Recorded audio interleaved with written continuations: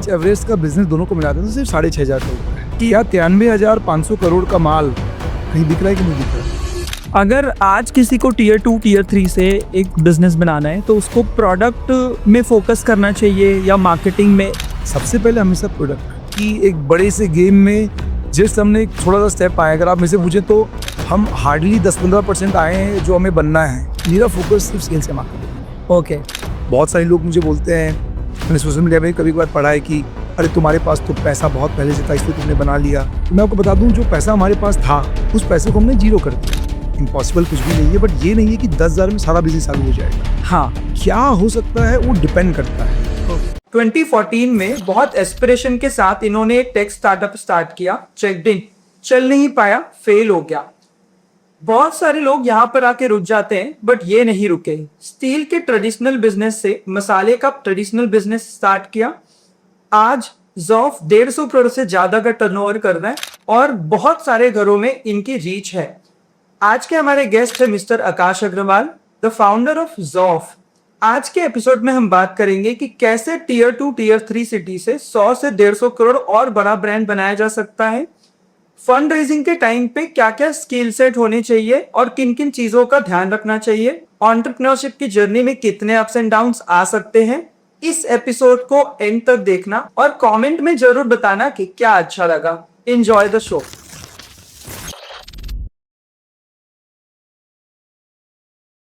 Akash, welcome to the show. Thank you.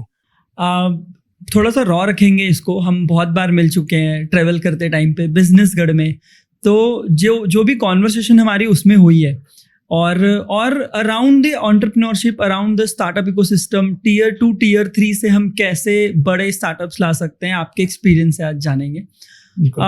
हम last एक flight में मिले थे और वहाँ पर हमारी चेकडिन के बारे में बात हो रही थी कि आपका जो पहला स्टार्टअप था वो चेकडिन था।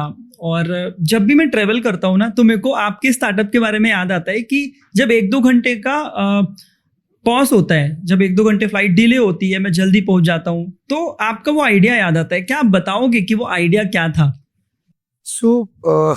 2013-14 में ये आइडिया आया था मुझे, जब सोशल मीडिया इतना ज़्यादा पॉपुलर नहीं था। हाँ।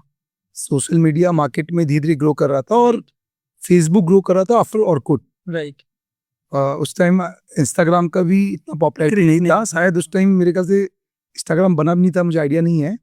फेसबुक ही पॉपुलर हो रहा था।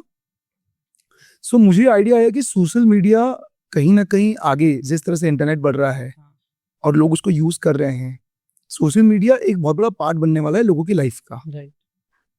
और किस तरह से लोग अपने आप को कनेक्ट करते हैं, अलग अलग मेथड आने वाला है। जैसे आज अगर हम सोशल मीडिया में बात करें तो स्नैपचैट डिफरेंट वे से पॉपुलर बना। राइट। डेटिंग के लिए टिंडर बना, ट्विटर बना, इंस्टाग्राम है। तो सोशल मीडिया में बहुत सारी वे हैं। सो मुझे एक आइडिया आया कि कम्युनिकेशन में आज 2 ही तरीका है जिसके थ्रू हम कम्युनिकेट कर सकते हैं, किसी से बातचीत कर सकते हैं। एक तो ईमेल है, हाँ। दूसरा थ्रू फोन है। फोन पे व्हाट्सएप आ गया, मैसेज आ गया, और थ्रू ईमेल हम कर सकते हैं। तीसरा ऑप्शन मुझे जो समझ में आया वो है लोकेशन। ओके। किसी का लोकेशन से आप किससे कम्युनिकेट कर सकते हो। Location can be a medium जो आपको किसी से बात करने के लिए एक ऑप्शन प्रोवाइड कर सकता है। इंटरेस्ट के बेसिस पे शायद आपने कुछ बनाया था कि इंटरेस्ट के बेसिस पे कनेक्ट कर सकते। आइडिया लोकेशन था, लोकेशन से आप लोगों से कनेक्ट करेंगे। सो कॉन्सेप्ट कैसा था कि एक सोशल मीडिया ऐप जिसपे आप अपनी पर्सनल ब्रांड क्रिएट करते हो। ओके। पर्सनल ब्रांड में वो सारे इंटरेस्ट आ जाते हैं। अगर मुझे लेट्स से आपके बारे में आज जानना है तो आपका बिजनेस तो एक होता ही है जिसके बारे में लोग एक दूसरे को जानते हैं, बट आपका बिहेवियर क्या है, आपका हैबिट्स क्या है, आप रेगुलर बेसिस पे क्या क्या करते हो, वो अगर आप ऐप में आप डेली बेसिस पे आप अपलोड करना चालू करते हो, बताना चालू करते हो। जैसे हम इंस्टाग्राम में फोटोज डालते हैं, बट इस ऐप में आप अपने बारे में डालते हैं। फॉर एग्जाम्पल, आपने कोई बुक रीड किया, राइट।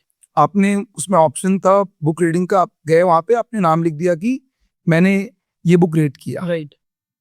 वैसे ही लेट्स से आप कोई स्पोर्ट्स प्ले कर रहे हैं, आप लॉन टेनिस खेल रहे हैं, आपने लॉन टेनिस के बारे में डाल दिया, या आपका कोई इंटरेस्ट है किसी चीज में, आपने डाल दिया। लेट्स से गिटार प्ले करने में इंटरेस्ट है, वो आपने वहां डाल दिया। अब लोकेशन क्या करेगा, फॉर एग्जाम्पल आज आप लेट्स से किसी मॉल में हैं, सो उस मॉल का एक लाउंज क्रिएट होता था इस ऐप के अंदर। ओके।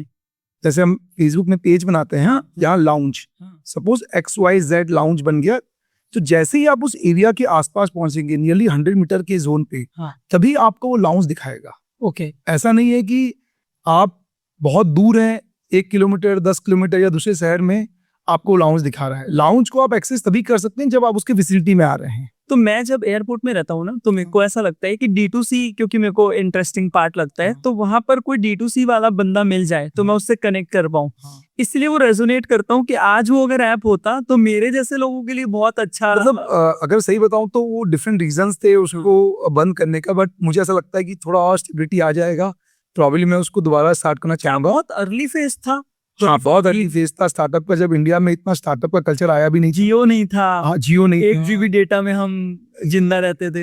एक्चुअली उस लेवल की फंडिंग नहीं थी। जस्ट अगर आप इंडिया की इकोसिस्टम की बात करें, स्टार्टअप इकोसिस्टम का, 2013-14 से ही ये इकोसिस्टम चालू हुआ। राइट।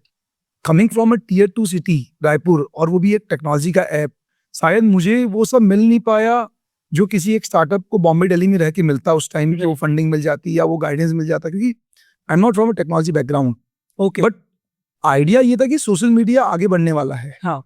उसके हिसाब से मैंने बना दिया। बट आपको किसी भी स्टार्टअप को रन करने के लिए आपको उसको एक वे से रन करना पड़ेगा, एक रिजनेबल फंडिंग से रन करना पड़ेगा, क्योंकि टेक्नोलॉजी में कोई इंफ्रा नहीं होता है, आप कोई प्रोडक्ट सेल नहीं कर रहे होते हो। So it takes time, you need good funding जब तक आप इनकम बना सको उसमें। कितना पैसा लगा था उस स्टार्टअप? सो लगभग उस टाइम में 1 CR खर्चा हो गया 2 साल के अंदर। लॉस होने से मैंने इन्वेस्ट किया ऐप बनाने में, मैन पावर में, बट उसको उस तरह से मैंने प्रमोट नहीं कर पाया। ओके। सो प्रॉब्लम रियलाइज हुआ कि शायद मैं इसको इतना अच्छे से उसको कैरी फॉरवर्ड नहीं कर सकता, क्योंकि आप इतना पैसा घर से लगा चुके हो जिसमें कोई एसेट भी खड़ा नहीं हुआ है, तो कोई गारंटी लग नहीं रहा था। तो कहीं ना कहीं उसको बंद करके फिर ज़ॉफ को हमने स्टार्ट किया, क्योंकि ऐसा लगा कि ये शायद मैं उतना स्केल नहीं कर पाऊँ, बट ज़ॉफ को शायद बेटर वे से स्केल कर पाऊंगा, क्योंकि इस बीच में ज़ॉफ के बारे में भी आइडिया आया। ओके। तो फिर हमने इसको शट डाउन करके ज़ॉफ को स्टार्ट किया। आपका बैकग्राउंड के बारे में आप बताएंगे, क्योंकि बहुत सारे लोगों को आजकल ये मिथ है कि IIT IIM वाले ही बहुत बड़ा बिजनेस कर सकते हैं, तो आपका क्या बैकग्राउंड रहा है? नहीं, देखिए, बिजनेस कौन कर सकता है ये कॉलेज या स्कूल से डिपेंड नहीं करता है। आज तक अगर वर्ल्ड हिस्ट्री में आप उठा के देख लो, जितने भी बिलियनियर्स हैं या जो भी रिचेस्ट हैं, उनके पास ऐसा कोई एजुकेशन नहीं है। ओके। उल्टा मेरे को लगता है कि कभी कभार ज्यादा एजुकेशन आ जाने से आपके अंदर वो रिस्क टेकिंग एबिलिटी खत्म हो जाती है। ओके। क्योंकि आप बहुत ज्यादा कैलकुलेटिव हो जाते हैं, लाइफ प्ले करना चाहते हैं। तो मुझे ऐसा लगता है कि ना, बिजनेस को रन करना, उसमें सक्सेस हासिल करना, वो आपकी डेयरिंग से होता है। ओके। आप कितना रिस्क ले सकते हैं बिजनेस चलाने में, उसमें होता है। ओके। तो ये कहीं नहीं है या इससे कोई रिलेटेबल नहीं है कि वही लोग अच्छा बिजनेस कर सकते हैं। हाँ, एक फायदा हो जाता है जब आपके पास ऐसा कुछ टैग रहता है, इन्वेस्टमेंट मिलना इजी हो जाता है, एडवांटेज वो मिलता है। एक एडवांटेज मिल जाता है, क्योंकि जब आप किसी VC फंड के पास या प्राइवेट इक्विटी फंड के पास जाते हैं फंड रेज करने के, तो आपका बैकग्राउंड काम आ जाता है कि चलो इनके पास ये ऐसा नॉलेज है, तो शायद ये अच्छा कर सकते हैं। बट इसका कोई लेना देना नहीं है कि वो उस चीज को ज्यादा बड़ा बिजनेस बड़ा बना पाएंगे या उन्होंने जो चालू किया उसको सक्सेस मिलेगा, ऐसा कुछ भी नहीं है। आपका बैकग्राउंड अगर आप बताएं तो क्या? मैं मेरा तो फैमिली बिजनेस का बैकग्राउंड है। ओके। मेरे फादर का मैन्युफैक्चरिंग ऑफ स्टील था। जब मैं अपना एजुकेशन कंप्लीट करके रायपुर वापस आया था बिजनेस ज्वाइन करने के लिए, अब अभी हमने सेल कर दिया। जब हमने ज़ॉफ में सीरीज A राउंड रेज किया, तो हमने बिजनेस को सेल कर दिया, क्योंकि हमें यहाँ पूरा फोकस करना था। ओके। हम नहीं चाहते थे कि डाइवर्ट हो ध्यान कहीं भी, और हमारे पास इक्विटी भी प्रॉपर बना रहे, क्योंकि ज़ॉफ को जब हम चालू किए और 2-3 साल बाद जब हमें बहुत बड़ा लॉस हुआ, तो कहीं ना कहीं डेट भी बहुत बड़ा आ गया था ऊपर। तो हम फ्रीली इस कंपनी को चालू करना चाहते थे, तो जैसे ही हमने फंड रेज किया उसको सेल कर दिया। बट बिजनेस हमारे फैमिली में स्टार्टिंग से रहा है, अलग अलग बिजनेसेस रहे हैं। पापा पहले ट्रेडिंग ऑफ फॉरेस्ट गुड का बिजनेस था उनका, फिर हमने कोल्ड स्टोरेज डाला, फिर हमने स्टील बिजनेस स्टार्ट किया, तो मल्टीपल बिजनेसेस रहे हैं। तो बिजनेस स्टार्टिंग से रहा है खून में, आप बोल सकते हैं कि बिजनेस स्टार्टिंग से मैंने देखा। मारवाड़ी बैकग्राउंड से आते हैं, तो मारवाड़ी हैं, तो वैसे ही बिजनेस जीन्स में है, और बिजनेस कैसे करते हैं, ये सब चीजें स्टार्टिंग से पता रहा है कि बिजनेस करना भी है, क्योंकि बस वाला जो खून है वो पहले से ही रहा है, बचपन से ही था कि बिजनेस करना है। हाँ। वो देख के अंदर आई गया था। स्टील के ट्रेडिशनल बिजनेस से आप मसाले के अगेन एक ट्रेडिशनल बिजनेस में आए, क्या माइंडसेट था? क्योंकि मसाले में तो ऑलरेडी बहुत बड़े बड़े ब्रांड्स थे, उनसे लड़ना और अपनी पोजीशनिंग बनाना, क्या माइंडसेट था उस समय? सी देखिए, दोनों ट्रेडिशनल बिजनेस हैं, दोनों में बहुत सारे प्लेयर्स हैं जो सालों से कर रहे इस पे काम कर रहे हैं और जिन्होंने बहुत बड़ा बड़ा बिजनेस बनाया है। दोनों में फर्क एक ही है, स्टील और स्पाइसेस में। स्टील एक लेवल के बाद स्केल नहीं कर सकता है, ओके। हाई कैपेक्स बिजनेस है, लिमिटेशंस है, हाँ। गवर्नमेंट पॉलिसीज का काफी ज्यादा डिपेंडेंसी है इस बिजनेस के ऊपर, सो ये बहुत ज्यादा स्केल नहीं कर सकता है। स्पाइसेस दो ट्रेडिशनली ड्रिवन रहा है, जितने भी आज बड़े प्लेयर्स हैं वो ट्रेडिशनली बिजनेस को रन करते हुए आए हैं, बहुत ज्यादा कुछ चेंजेस नहीं रहा है, बट ये बिजनेस हैवी लेवल में स्केलेबल है। मसाले का सिर्फ इंडिया नहीं, पूरे वर्ल्ड में ये स्केलेबल बिजनेस है, आप इसको किसी भी लेवल पे ले जा सकते हैं। सो दो it was a traditional business, but वो स्केलेबल नहीं था, ये स्केलेबल है। देखिए, दो टाइप के बिजनेस होते हैं, एक होता है ट्रेडिशनल मतलब जो ऑलरेडी जिसका एक हैबिट डेवलप हो चुका है लोगों को, जिसके बारे में लोगों को पता है, राइट। और एक होता है इनोवेटिव बिजनेस, हाँ। जो कि आप स्टार्ट करते हैं जिसके बारे में लोगों को पता नहीं है। ट्रेडिशनल बिजनेस में स्केल करना इजी होता है क्योंकि लोगों को पता है, बट उसमें चैलेंजेस भी उतने रहते हैं क्योंकि बहुत सारे कॉम्पिटिशन है, बड़े प्लेयर्स। हाँ। तो आपको अपना तरीका बनाना पड़ता है। हाँ। नया बिजनेस में आपको लोगों तक बातें पहुंचानी रहती है, एजुकेट करना। अगर आपने एजुकेट कर दिया, वो चीजें उनको काम करे तो बहुत जल्दी स्केल कर जाएगा। तो दोनों के अपने प्रॉस एंड कॉन्स हैं, बट ट्रेडिशनल का सबसे बड़ा एडवांटेज है कि लोगों को पता है उसके बारे में, वो लोग जानते हैं, उनको तो बस थोड़ा चीजों को तरीके को बदल के उन तक उनकी चीजें पहुंचानी है, जो फिर वो अगर आपका प्रोडक्ट यूज करना चालू कर दें तो भी बहुत जल्दी स्केल हो जाता है। तो इसीलिए स्टील में कभी इंटरेस्ट नहीं आया, क्योंकि उसमें स्केलेबिलिटी की कमी दिखी। ऐसा लगा कि मैं अपने लाइफ में 5 साल 10 साल 20 साल बिजनेस को दे भी दिया, डेफिनेटली मैं पैसा बना लूंगा एक लेवल तक, बट बिजनेस को उस लेवल का स्केल नहीं कर पाऊंगा, ब्रांड तो नहीं बन पाता, ब्रांड, और शायद वो वैल्यू क्रिएट नहीं कर पाऊंगा जो वैल्यू मैं आज यहाँ क्रिएट कर सकता हूँ। ओके। पैसा तो देखिए हर कोई कमाता है, बट जो वैल्यू वेल्थ जो क्रिएट करने की हम बात करते हैं, वो शायद वैसे बिजनेस में आता है जो स्केलेबल है, जो आप एक सिटी से एक स्टेट, एक स्टेट से एक कंट्री, कंट्री से इंटरनेशनल, आप सब जगह उसको ले आ सकते हैं। स्टील का लिमिटेशंस है, वो अपने शहर तक, स्टेट तक की लिमिट है। जैसे ही आप दूसरे स्टेट में जाने की कोशिश करते हैं, कहीं ना कहीं आप चैलेंज फेस करना चाहिए। बाकी लोग हैं, बहुत सारे प्लेयर, बाकी लोग भी है, वो वैलिडिटी नहीं आता है, तो इससे कहीं ना आप उस लेवल पे स्केल नहीं कर सकते। क्या उस समय माइंडसेट था कि इसको इतना बड़ा करना है, इस स्केल में करना है? बहुत सारे फाउंडर से ये क्वेश्चन पूछता हूं मैं कि स्टार्ट करते वक्त क्या माइंडसेट होता है?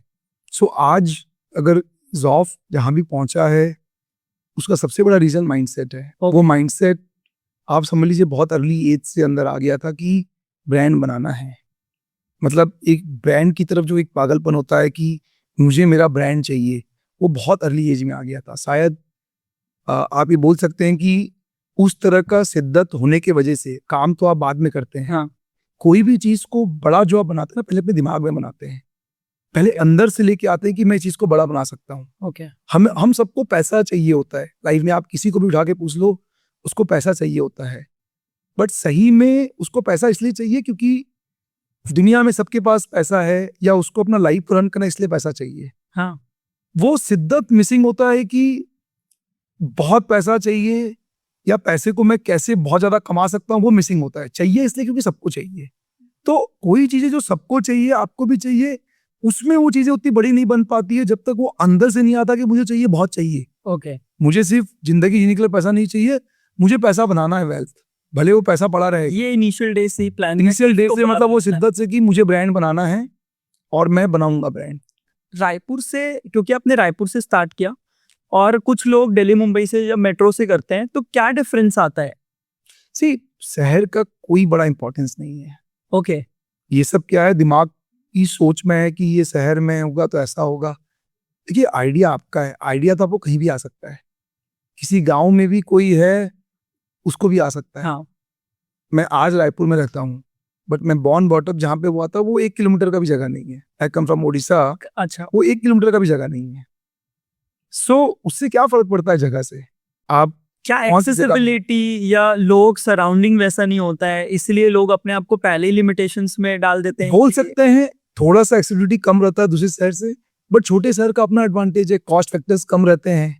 आपको बाहर निकलना पड़ेगा, अगर आपको बाहर है निकलना तो। पड़ेगा, आप आइडिया लेके आ जाइए, बाहर जाइए, हाँ। आप घूमते फिरते रहिए, देखिए प्रोग्राम अटेंड करिए। जैसे आप खुद अटेंड करते हो, रायपुर में रह के मैंने देखा है कि आप दुनिया भर के जितने भी सेमिनार्स होते हैं, प्रोग्राम होते हैं, B2C प्रोग्राम जो होते हैं, ऐसे ब्लॉकेज, सब जगह आप जाते हो, मिल के आते हो लोगों से, तो कहीं ना कहीं आप जाके वहां से सीख के आ रहे हो। तो यही माइंडसेट होता है कि अगर आप रायपुर में बैठे हो या किसी भी टीयर 2 टीयर 3 में बैठे हो, आपको अपने कंफर्ट जोन से बाहर जाना पड़ेगा। और इसी मतलब मेरे को लगता है कि हम तो बहुत बार ऐसे ही एयरपोर्ट में फ्लाइट्स में टकराए हैं जब आप भी अपने काम से बाहर थे। तो ऐसा ही है, देखिए आप काम से बाहर निकलते हो, कोई और काम से बाहर निकलता है या इवेंट अटेंड निकलता है, तो आप Right. टकरा ही जाते हो क्योंकि आप रेगुलर जा रहे हो। ऐसा नहीं कि आप एक बार गए और चीजें हो गई, आपको मल्टीपल टाइम जाना पड़ेगा, आपको सीखना पड़ेगा। राइट, तो ये जगह, मैं टीयर 2 से हूँ, टीयर 3 से हूँ, कोई फर्क नहीं। मेरे पास पैसा नहीं है, देखिए ये सब चीजों का कोई वैल्यू नहीं है। ओके, हमारे पास ऐसे 100 केस स्टडीज हैं जहाँ पे लोगों के पास पैसा नहीं था, फिर भी उन्होंने $1 बिलियन कंपनी बना दिया है। Okay. हमने केस स्टडी ऐसा भी देखा है जिनके पास $1 बिलियन था, उन्होंने पैसे को जीरो कर दिया है। ओके। सी बिजनेस कैसे चलेगा, किस स्टेज में पहुंचेगा, वो पैसा होने से, जगह होने से कोई फर्क नहीं पड़ता। थोड़ा सा फर्क पड़ता है, बट बहुत ज्यादा फर्क आपके नहीं, mindset देखिए से पड़ता थोड़ा मैं ये भी बता दूं आपको, पैसा है तो आप जब कुछ नया चालू करने की कोशिश करते हैं, आपको इनिशियल इन्वेस्टमेंट वहां से मिल जाता है। है। ओके, बट इसका ये मतलब नहीं कि जिसके पास नहीं उसको इन्वेस्टमेंट नहीं मिलता, उसको भी अगर उसके आइडियाज अच्छे हैं तो उसको इन्वेस्टमेंट बाहर से मिल जाता है। ठीक है, यहाँ पे आपको इजीली मिल गया, वहां थोड़ा मेहनत करना पड़ा। तो देखिए मेहनत तो वैसे भी करना है, जो चीजें इजीली प्लेटर में आ जाए उसकी वैल्यू नहीं होती है। उसका सबसे बड़ा आपको एग्जाम्पल बताता हूँ जो हमारे साथ हुआ। बहुत सारे लोग मुझे बोलते हैं, मैंने सोशल मीडिया में कभी कभार पढ़ा है कि अरे तुम्हारे पास तो पैसा बहुत पहले से था इसलिए तुमने बना लिया। तो मैं आपको बता दूं, जो पैसा हमारे पास था उस पैसे को हमने जीरो कर दिया। हाँ, मतलब सब लोगों का लगाने का पैसा, ठीक है, वो पैसा जीरो हो गया। हाँ, ठीक है, उसका जॉब के सक्सेसफुल होने में कोई रोल नहीं, उल्टा वो ज्यादा पैसा था तो उन्होंने ज्यादा पैसे की बर्बादी की। ओके, अगर शायद थोड़ा कम पैसा होता तो शायद पैसा हमारा बच जाता। हाँ, जो ज्यादा पैसा हमने बर्बादी की, उसके बाद और पैसा लेके बर्बादी की, शायद उस हिसाब से डेट भी हमारे ऊपर आ गया। शायद जब हमने स्टील प्लांट सेल किया तो हमने चुकाया। ये आप जॉब के पहले का बात जॉब कर रहे हैं? के चलते हुए की बात कर जॉब रहा हूँ। के चलते हुए की, जो ओके। जॉब में पैसा लगा हाँ, और जॉब में जो 2 साल में हमने लॉस दिया, जो कोविड के टाइम में भी, हाँ। तो हमारे पास जो पैसा था उससे ज्यादा लॉस कर दिया। क्या मैं पूछ सकता हूँ कितना पैसा लगाया था आपने स्टार्टिंग में? तो लगभग आप समझ लो कि 30 करोड़ रुपए लॉस हो गया। वाओ, बहुत बड़ा अमाउंट है ये तो और वो तो जो लॉस हुआ उसमें कुछ पैसा आप बैंक से, मार्केट से भी लेते हो, उसमें भी इंटरेस्ट। तो जब हमने अपना स्टील प्लांट सेल कैसे बताया तो हमने को बहुत सारा पैसे को पे ऑफ किया। तो वही मैं आपको बताना चाह रहा हूँ, कभी कभार पैसा होना ना आपके नेगेटिव भी हो जाता है। शायद क्योंकि आपको लगता है मेरे पास पैसा है, आप मनमर्जी पैसा उड़ाने लग जाते हो, आप बहुत ज्यादा ध्यान नहीं देते हो। अभी जब पैसा चले गया, जब हमें रियलाइज हुआ, जब हमने पैसे को ध्यान से खर्चा करना चालू किया, तो प्रॉब्लली चीजें बदल गई। क्या ऐसा भी है कि इन्वेस्टमेंट आपने लिया 2021 में या 2022 में अमन गुप्ता से, उसके बाद अमन गुप्ता से लिया 23 में, जस्ट 23 1 करोड़ का इन्वेस्टमेंट, तो उसे लाइक किया, कोई बहुत फर्क नहीं पड़ा। ओके, सही बताऊं तो जो शार्क टैंक में हम गए थे, ठीक है, अमन गुप्ता का कंपनी में आना वो हमारे लिए बहुत बड़ा एडवांटेज था। हाँ, बट वहां से हमें मार्केटिंग मिला। ओके, रियल पैसा जो कंपनी में आया वो आया सीरीज ए राउंड के बाद, जब 2024 में जय फाइनेंशियल में फाइनेंस, हाँ, जो हमारा सीरीज ए राउंड हुआ, हाँ। जो 40 CR का राउंड हुआ, वहां से हमारे पास राइट अमाउंट ऑफ मनी आया और फिर हम वहां से स्केल कर पाए। ओके। तो बहुत बार जैसे मैं सोचता हूँ, मेरे दिमाग में आता है, आपकी एक बात चलती है कि मैंने आपको एक क्वेश्चन पूछा था कि अब तो जॉफ अच्छा कर रहे हैं, क्या आपके माइंड में और कोई दूसरा बिजनेस है? तो आपका जवाब ये था कि यार ये इतना बड़ा मार्केट है, पहले इसी को पूरा बड़ा करते हैं ना। तो उस दिन से मेरे दिमाग में आ गया कि जो बिजनेस मैं कर रहा हूँ, प्रिंट माइंड, ये बहुत बड़ा मार्केट साइज है, तो मैं दूसरे जगह अपना माइंड डाइवर्ट नहीं करूंगा।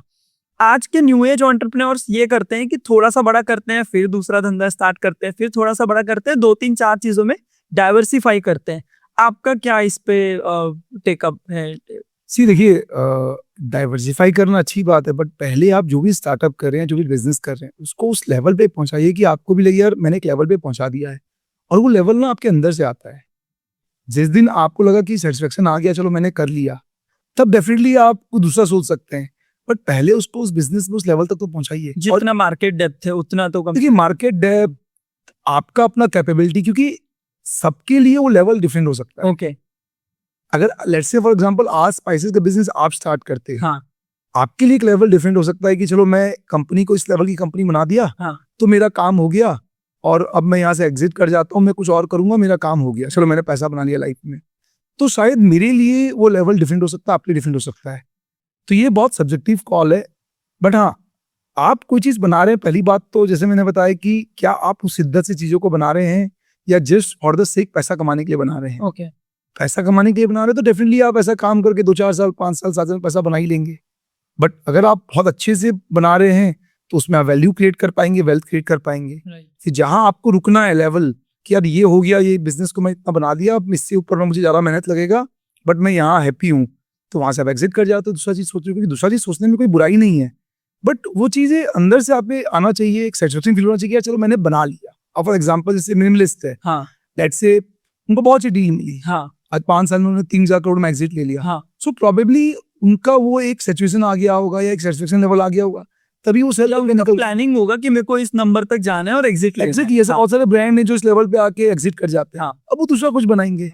तो ये बहुत सब्जेक्टिव और बहुत बार क्या होता है, लोगों को ना नया नया चीज बनाने में बड़ा मजा आता है। हाँ। क्या मैंने 5 साल ये कैटेगरी बनाया, चलो मैं नई कैटेगरी बनाता हूँ। तो ये तो पर्सन टू पर्सन डिपेंड करता है कि आपको किस लेवल में लेके जाना है। अब जैसे आपने मेरे से पूछा, मेरी बात है तो मुझे ज़ॉफ को उतना बड़ा बनाना, क्योंकि एक ऐसा प्रोडक्ट है हर किसी के घर पे ये प्रोडक्ट यूज होता है, इसके बिना हम इंडियन फूड सोच नहीं सकते हैं। तो ये तो ऐसा प्रोडक्ट है कि आज क्या 100 साल बाद भी ये प्रोडक्ट यूज हो रहा है, लेगेसी ब्रांड बन सकता है ये। लेगेसी, इसका कोई सब्स्टिट्यूट नहीं है। फिर हाँ। प्रोडक्ट रेंज जैसे तरीका बदलता है, क्या होता है कि स्पाइसेस की अगर हम बात करें तो बहुत सारे कैटेगरी हैं। हाँ। अब जो अभी हमने कैटेगरी निकाला रेडी टू कुक, ये एक एक्सटेंशन है स्पाइसेस का ही। ओके सो आप नए नए इनोवेशन करते रहते हो, राइट। ऐसा नहीं है कि वही प्रोडक्ट चलता रहेगा। हो सकता है कि 5 साल बाद हम कुछ और प्रोडक्ट निकाल लें। आज international standard of using spices is different from India, और जो इंडिया में यूज हो रहा है। हो सकता है आगे जाके आप ऐसे स्पाइसेस निकालने लग जाओगे। सो मल्टीपल वेज होते हैं अपने बिजनेस को रन करने का। सो एज वी ग्रो हम कुछ ना कुछ नया निकालते रहेंगे, क्योंकि आपके ब्रांड को नया नया चीज चाहिए। नया कैटेगरी एक्सपेंशन हो सकता है बिकॉज कस्टमर आपके ब्रांड को जानते हैं। तो इसीलिए मुझे मेरा कैटेगरी बहुत बड़ा दिखता है, इसलिए मुझे लगता है कि इसमें मैं बहुत कुछ कर सकता हूँ और वो मैं करता रहूंगा। साइड बाय साइड मुझे कुछ करना है, डे आई अर्न मनी मैं दूसरे स्टार्टअप में इन्वेस्टमेंट कर सकता हूँ। जरूरी है कि मुझे रन करना है। Right I can take share, I can put money. Right आज जो शार्क्स हैं वो क्या कर रहे हैं, यही तो कर रहे हैं। ट्रू, वो किसी न किसी कंपनी में पैसा डाल रहे हैं, किसी में 2%, किसी में 5%, किसी में 10%, पैसा बनाने की। या एग्जैक्टली। तो तरीका यही है, आप सारा काम करके पैसा नहीं बना सकते। राइट भाई सबके पास अलग अलग लेवल का टैलेंट है, आप दूसरों पे भी बैट करिए, क्योंकि हो सकता है वो आपसे ज्यादा टैलेंटेड है, आपसे बड़ी कंपनी में ला के दे दे। हाँ, उनका फोकस पूरा एक कैटेगरी में रहेगा तो वो बनने तो के बेटर ऑप्शन ये है कि आप एक बिजनेस को चलाइए जब तक आपका मन करता है, आप दिल से चला रहे हैं, साइड बाय साइड इन्वेस्टमेंट करते रहिए। और जब आपका मन भर जाए, जैसे अभी दीपिंदर गोयल ने पीछे हट गए, हाँ इतना कोई और रन कर रहा है, अमन गुप्ता अभी कुछ अपना नया चालू कर रहे उन्होंने हैं। भी हाँ So, ऑफ करके कुछ ऑफ बीट करके, तो ये टेम्पल चालू करे, सब अपना अपना चालू कर रहे हैं ना। उनको लगा उन्होंने 15 साल काम कर लिया, सेटिस्फेक्शन लेवल हो गया, पैसा बना लिया, उनको लगता है कि कोई इनसे और अच्छा रन कर सकता है, तो उन्होंने किसी और को कंपनी का CEO बना दिया, खुद पीछे आ गए। खुद So, यही तरीका होता है, बट वो अंदर से आना चाहिए। राइट। आपका भी कोई प्लान है स्टेप बैक करने का? कब नहीं, अभी तो देखिए शुरुआत हुआ है मेरा जर्नी। Okay. अभी तक मैंने किया है। ओके अभी तो जस्ट समझ लीजिए कि एक बड़े से गेम में जस्ट हमने एक थोड़ा सा स्टेप आया। अगर आप मेरे से पूछे तो हम हार्डली 10-15% आए हैं जो हमें बनना है, अभी तो कुछ भी नहीं बना है। मतलब 3,000 करोड़ का धंधा। 2-3 करोड़ तो बहुत छोटा है, मतलब 2-3 करोड़ तो 15-20% ही होगा मतलब। ओके। सो ये बिजनेस तो किसी भी लेवल पे जा सकता है। तो हर बिजनेस घर से में शुरुआत लगता है है। मसाला, और वो हमेशा लगता ही रहेगा, इसकी नीड तो हमेशा ही रहेगी। नीड रहेगी। इन 7-8 सालों में जो कस्टमर लव मिल रहा है, जो लोग ब्रांड को पसंद कर रहे हैं, हाँ आई गेस उससे कॉन्फिडेंस आ रहा है कि इसको किसी लेवल पे बनाया जा सकता है। और प्रॉब्ली ये भी बोलूंगा कि नेक्स्ट 5-7 ईयर्स तो कंपनी को मैं ही रन करने वाला हूँ। मतलब अच्छा। ऐसा भी नहीं है कि कोई और, क्योंकि मेरे अंदर ही उतना पैशन है रन करने का। तो फिलहाल तो मैं ही उस लेवल पे पहुंचा के लेके जाऊंगा, उसके बाद सोचेंगे क्या होगा कंपनी में और कौन लोग रन करेगा। बट फिलहाल मुझे अपने ब्रांड से, अपने प्रोडक्ट से जो मुझे पहुंचाना है, उस लेवल का मुझे पैशन है कि मैं उसको बना पाऊँ, लोगों को उस लेवल का प्रोडक्ट दे पाऊँ। राइट। स्पाइसेस में जो अल्ट्रेशन है शायद उसको मैं खत्म कर पाऊँ धीरे धीरे, जब लोगों को रियलाइज हो, हाँ। लोगों को पता चले तो अभी बहुत कुछ करना बाकी है, तो ये तो जस्ट शुरुआत है। जो न्यू एज एंटरप्रेन्योर ऐसे प्रोडक्ट स्टार्ट करना चाहते हैं जो ऑलरेडी मार्केट में बड़े ब्रांड्स कर रहे हैं, आपने भी कुछ ऐसा ही किया, बड़े ब्रांड्स थे, आपने एक प्रोडक्ट लेके आए आप, क्या मैसेज रहेगा, कैसे बड़े ब्रांड के साथ वो लड़ सकते हैं, कैसे अपनी पोजीशनिंग बना सकते हैं, स्पेसिफिकली अगर वो टीयर 2 टीयर 3 से है तो? ये पहली बात तो, आज किसने कोई चीज चालू किया वो सोच भी कैसे रहा है कि मुझे किसे लड़ाई करना है। ओके मतलब सी लड़ने के लिए ना दो बराबर वाली लड़ाई करते हैं हमेशा। ओके आप कोई चीज आज चालू कर रहे हो, अभी तक आपको कोई सक्सेस मिला नहीं है, हाँ। आपका प्रोडक्ट फिट हुआ नहीं है, आप सोचते हो कि मैं किसे लड़ाई कर लूं। पहली बात है कि थॉट प्रोसेस ही गलत है। ओके मतलब ये थॉट प्रोसेस लाना भी नहीं चाहिए। आज भी मेरी ताकत नहीं है कि जो हमारे इंडस्ट्री के लीडर से लड़ाई कर सकूं मैं।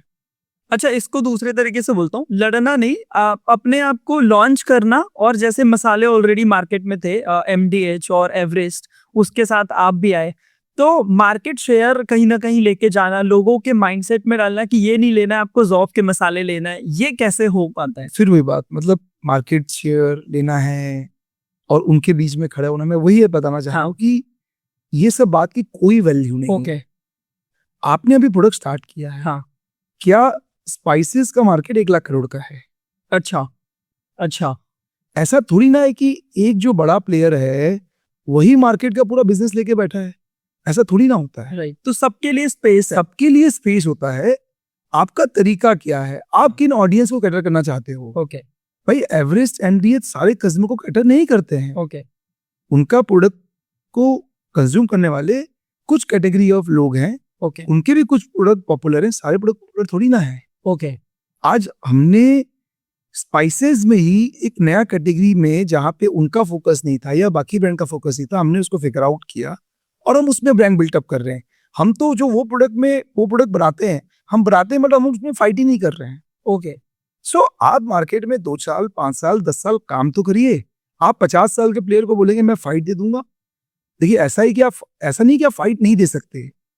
आप जब लॉन्च करते हैं, आप इसलिए लॉन्च करते हैं कि चलो आपको एक ब्रांड बिल्टअप करना है, और पहले आप एक कंज्यूमर को अपना प्रोडक्ट ट्राई कराते हैं, कुछ लोगों को पसंद आता है, फिर दूसरों को पसंद आता है। तो ये तो देखिए एक जर्नी है। आप पहले दिन से मेरे को उनके साथ फाइट करना है, उनका शेयर लेना है, तो अगर आप ऐसा सोचेंगे तो आप कभी आगे ही नहीं बढ़ पाएंगे। और लॉन्ग टर्म सोचना पड़ेगा। बहुत सारे लोग सोचते हैं 1 साल में बीट कर दूंगा, 2 साल में कर दूंगा, ये लंबी जर्नी है। पहली बात तो बीट करना ही क्यों किसी को है। ओके आप यहीं पर ना देखिए, जब आप कंपैरिजन में फंस जाते हो, किसी को हराने के लिए आ जाते हो ना, तो फिर आपकी चाल वैसी हो जाती है। तो जैसे कि ये बोलते हैं कि पीछे देख के मत भागो, खुद भाई आगे अपना बढ़ो, अपना करो। हाँ। आपने जो प्रोडक्ट बनाया है, हाँ। वो प्रोडक्ट किनके लिए है, हाँ। आप देखिए कस्टमर को पसंद आ रहा है कि नहीं आ रहा है। धीरे धीरे जब लोगों को पसंद आना चालू करेगा, अपने आप चीजें फैल जाएगा। ऐसा थोड़ी ना है कि आपको लेट्स से फॉर एग्जांपल 100 का टर्नओवर चाहिए, वो 10 साल बाद ही आएगा। अगर आपका प्रोडक्ट अच्छा है तो वो 1 साल में भी आ सकता है। भाई कंज्यूमर को पसंद आ गया तो कंज्यूमर को स्विच करने में टाइम नहीं लगता। ओके लेकिन आप वो सोच के चलिए कि पहले कंज्यूमर को पसंद आए, कस्टमर को आपका प्रोडक्ट अच्छा लगे, उसके बाद फिर आप सोचिए ना कि आपको क्या मार्केट शेयर चाहिए, कितना आगे बढ़ना है।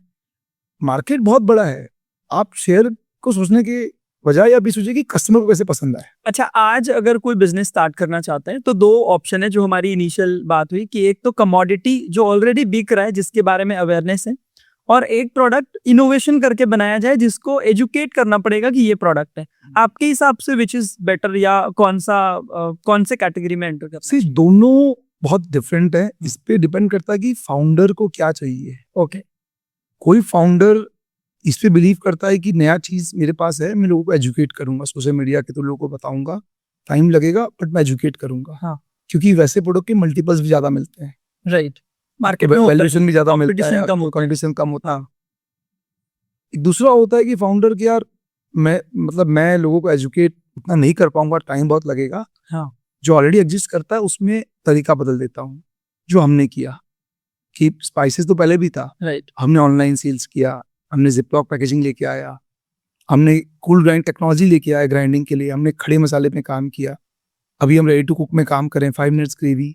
सो हमने अपना तरीका बदला, सेल करने का तरीका बदला, थोड़ा प्रोडक्ट को थोड़ा सा ट्विक किया, थोड़ा डिफरेंट वे में लेके आए। तो मेरे लिए मार्केट जो बना हुआ था, मेरे लिए ईजी हो गया मेरे लिए आगे ग्रो करना। ऑलरेडी सेल्स और मार्केटिंग वाले बैकग्राउंड से, जैसे हमने बात किया, फिर हाँ। पारवड़ी बैकग्राउंड से आते हैं, तो प्रोडक्ट सब जानते थे, हमको बस बेचना था, बेचना था, तरीके से बेचना था, न्यू तरीके से बेचना। तो आज जैसे जो पुराने प्लेयर्स हैं वो टारगेट कर रहे थे 45-50 प्लस कंज्यूमर एज ग्रुप को। मैंने टारगेट किया 20 to 40 वालों को। वाओ। तो तरीका बदला, तो इजी हो गया। तो इसलिए फाउंडर पे डिपेंड करता है कि फाउंडर को क्या चाहिए। मुझे इनोवेटिव और एजुकेटिव वाला चीज मैंने पहले स्टार्ट किया था, जो चैटडिन था वो ऐसा था, हाँ, ये एजुकेट करना, एजुकेट करने वाली था, बट मैं कर नहीं पाया। मुझे रियलाइज हुआ कि शायद वो मेरा स्ट्रेंथ नहीं है। ओके, वो मुझे अंदर से रियलाइज हुआ, तो फिर मैं इधर आ गया। तो आपको देखना पड़ेगा कि एज अ फाउंडर आप कैसे सोचते हो, क्या चाहते हो। आज आपका सबसे ज्यादा टाइम कहाँ जाता है? ह्यूमन मैनेजमेंट में जाता है, सेल्स, मार्केटिंग, या कुछ नया करना है, नंबर्स बड़े करने हैं? मेजॉरिटी ऑफ टाइम कहाँ जाता है? मेरा फोकस सिर्फ सेल्स या मार्केटिंग में। ओके, बाकी ऑपरेशन, ह्यूमन मैनेजमेंट, ये सब तो देखिए टीम हो जाता है। हाँ, टीम करती है, उसमें बहुत ज्यादा एफर्ट जाता नहीं। वैसे भी मेरा क्या, किसी भी फाउंडर का काम सेल्स या मार्केटिंग ही होना चाहिए। सेल्स बहुत इंपॉर्टेंट है, वही business important में, वही ड्राइव वही है, पूरे बिजनेस को। बाकी सारी चीजें बैकस्टेप आ जाती है। वो आप सिस्टम प्रोसेस बनाइए, लोग ड्राइव कर सकते हैं उस चीज को। एज अ फाउंडर आप जो सेल्स कर सकते हैं वो कोई नहीं कर सकता। ओके, तो मेरा पूरा फोकस सेल्स और मार्केटिंग, मतलब मुझे मार्केटिंग आइडियाज निकालने में बड़ा मजा आता है। मतलब मुझे अच्छा फील होता है जब भी कुछ अच्छा आइडिया क्लिक होता है। मुझे सेल्स एंड मार्केटिंग ही मेरा फॉर्ट है, उसमें फोकस करता हूँ मैं। ब्रांड एम्बेसडर आपने बनाया था शिल्पा शेट्टी को, उस स्टोरी के बारे में बताइए कि कैसे वो माइंडसेट बनाया आपने कि इतने बड़े सेलिब्रिटी को ब्रांड एम्बेसडर बनाना है। सो इंडिया में ना, देखिए इंडिया क्या, कहीं भी जब आप भी किसी प्रोडक्ट को सेल करें तो प्रोडक्ट सेल होता है परसेप्शन से। राइट। स्पाइसेस जैसे कॉमोडिटी है, हजारों प्लेयर्स हैं, आप डिफरेंट कैसे रहोगे? कुछ पैरामीटर्स आपको बनाने पड़ेंगे जिससे कि आप डिफरेंट हो सकते हो। तो जैसे मैंने आपको बताया कि हमने पैकेजिंग चेंज किया, टेक्नोलॉजी चेंज किया, वैसे ही हमारे पैरामीटर्स में एज अ ब्रांड एम्बेसडर भी था कि अगर एक ब्रांड एम्बेसडर आता है तो शायद एक परसेप्शन वैल्यू जो क्रिएट होगा, प्रीमियमनेस का क्रिएट होगा। इनिशियल डेज से था, मतलब फर्स्ट डे से, मतलब अच्छा। जैसे मैंने आपको बताया ब्रांड बनाना था, हाँ, तो फर्स्ट डे से ही नेशनल ब्रांड बनाना था। ओके हमारा वर्किंग स्टाइल ही नेशनल ब्रांड का था। ओके, इसीलिए शायद हमने गलतियां भी ज्यादा की, हमने पैसा भी ज्यादा बर्बाद कर दिया। क्योंकि बहुत बार बहुत सारे लोग क्या होता है कि एक छोटे एरिया से स्टार्ट करते हैं, लिमिटेड फंड होता है, फिर आगे बढ़ते जाते हैं। हमारे दिमाग में फर्स्ट डे से दिमाग में बैठा हुआ था कि हमारा ब्रांड नेशनल ब्रांड है पहले दिन से। क्या उन गलतियों से आपको जल्दी सीखने को मिला जो लोग over the time, over the year सीख पाते हैं? शायद आप 2-3 साल में सीख गए वो गलती। एग्जैक्टली, मतलब समझ लीजिए वो जो गलतियां थी वो बहुत, समझ लीजिए जो भी हमने किया वो लर्निंग्स बन के सामने आई। आज वही गलतियां को हम जो हमने लॉस किया था, जो भी चीजें करके, आज वापस से वही चीजें कर रहे हैं, बट हमें पता है कि हमने गलतियां कहाँ की थी। तो वो लर्निंग बन के सामने आया, और प्रॉबेबली जहां हमने गलतियां करके पैसा लॉस किए थे, हम वहीं अभी सही तरीके से काम करके ज्यादा पैसा बनाएंगे आगे जाके। ओके, तो कभी कभार प्रैक्टिकल मिस्टेक्स आपको बहुत सारे करना मिल जाते हैं। जरूरी है। देखिए, बिना गलती किए तो आप लाइफ में कभी आगे बढ़ ही नहीं सकते। जितना जल्दी गलतियां करेंगे आप, उतना जल्दी आप लाइफ में आगे बढ़ेंगे। ये बोलते भी हैं, आई थिंक एक प्रोवर्ब भी है कि मतलब do your mistake fast. Okay, इतना जल्दी कर सकते हैं ताकि आप लाइफ में जल्दी आगे बढ़ सकें। आपने पहला 1 करोड़ का सेल्स कब हिट किया और उस समय क्या लगा? सी, 2 टाइप का सेल्स है। पहला जब हमने किया, एक तो प्री कोविड और पोस्ट कोविड जब बात करता हूँ। प्री कोविड हमने जो सेल्स 1 करोड़ का अचीव किया था वो ऑफलाइन सेल से किया था। उस टाइम हमारे पास बड़ी टीम हुआ करती थी, अच्छा, बट उसको मैं नहीं मानूंगा सही, क्योंकि उसमें बहुत सारे फेक सेल्स हुआ करते थे, डंपिंग हुआ करता था। फेक सेल्स मतलब? कि जब क्या होता है, जब ऑफलाइन सेल्स में जब सेल्स टीम होती है, हाँ, उनको प्रेशर रहता है कि तो वो business जबरदस्ती लेके आना है, लेके तो आ रिश्तों को जबरदस्ती मार देते हैं, ओके क्रेडिट में दे देते हैं, ओके, प्रोडक्ट सेल होता नहीं है। तो इसीलिए हमारे बिजनेस में ना, जब कंज्यूमर प्रोडक्ट में एक प्राइमरी सेल होता है, सेकेंडरी सेल होता है। प्राइमरी सेल का कोई वैल्यू नहीं है। आपने बहुत बार सुना भी होगा कि, इवन शार्क टैंक में भी सुना होगा कि बहुत से लोग बताते हैं कि हमारा इतना प्राइमरी सेल हो गया, तो हमेशा पूछेंगे सेकेंडरी कितना हुआ। सेकेंडरी मतलब एंड कंज्यूमर को जो प्रोडक्ट जाता है वो सेकेंडरी सेल्स। ओके, तो प्राइमरी मतलब नहीं होता, क्योंकि वो आपका प्रोडक्ट वापस आ जाएगा। हाँ, तो ऑफलाइन जब था प्री कोविड, तो ये सब सेल्स था, तो 1 करोड़ हम अचीव कर तो लिए थे वैसे 1 साल के अंदर ही। ओके, बट 2017-18 के आसपास, 2018-19 के आसपास में ही हमने पहला कर लिया, बट उसको मैं नहीं मानूंगा। बट जब हमने रीस्टार्ट किया 2021-22 में, जो 1 करोड़ सेल किया प्रॉपर ऑनलाइन सेल्स, उसको मैं मानता हूँ कि that was the actual sales, मतलब कि जो हमने 1 करोड़ का किया था। क्विक कॉमर्स के आने से आपके बिजनेस में क्या डिफरेंस आया? तो क्विक कॉमर्स ने तो हमारे बिजनेस का वे ऑफ बिजनेस चेंज हो गया। पूरा ही चेंज कर दिया। मतलब स्पाइसेस एक ऐसा कैटेगरी है, लोग कभी सोचते भी नहीं थे कि हम ऑनलाइन खरीदेंगे। अच्छा, आज अगर क्विक कॉमर्स नहीं होता तो शायद सेल्स के नंबर कुछ कम होते, क्योंकि काफी- रीच काफी नहीं कम हो होते, पाती। वो ग्रोथ नहीं मिल पाया होता जो ग्रोथ आज मिले हैं। राइट। बट देखिए ऐसा है ना, जब कोविड आया, जब ऑनलाइन की तरफ Shift लोगों हो रहे लोगों थे। का शिफ्टिंग चालू हो गया, क्योंकि शिफ्टिंग तो पहले ही चालू हो गया था जब अमेजोन फ्लिपकार्ट आई थी, बट ग्रोसरी बाइंग में उस तरह का ऑनलाइन शिफ्टिंग नहीं आया था। ओके। क्योंकि ग्रोसरी जब आप खरीदने जाते हैं ना, आपको इमीडिएट चाहिए होता है, तभी आपको फील होता है। चाहे आप मॉडर्न ट्रेड जाएं, चाहे आप किसी किराना दुकान से खरीदें, आप वेट नहीं कर सकते कि आपने ग्रोसरी बाइंग किया, वो 1 दिन 2 दिन 4 दिन बाद आ रहा है। आएगा। हाँ। बट कहीं ना कहीं यकीन था, एक कॉन्फिडेंस था कि ऑनलाइन पे भी कभी ना कभी ऐसा टाइम आएगा जब फास्ट डिलीवरी होगा। ओके। आई डोंट नो, मतलब गट फीलिंग मुझे अंदर से फीलिंग आ रहा था, जैसे चैटिंग के टाइम में ये गट फीलिंग हो गया था कि सोशल मीडिया बहुत बड़ा बनने वाला है, ओके। वैसे ही मुझे गट फीलिंग आ गया था कि ऑनलाइन बहुत बड़ा बनने वाला है। ओके। ग्रोसरी में I was waiting for the right time.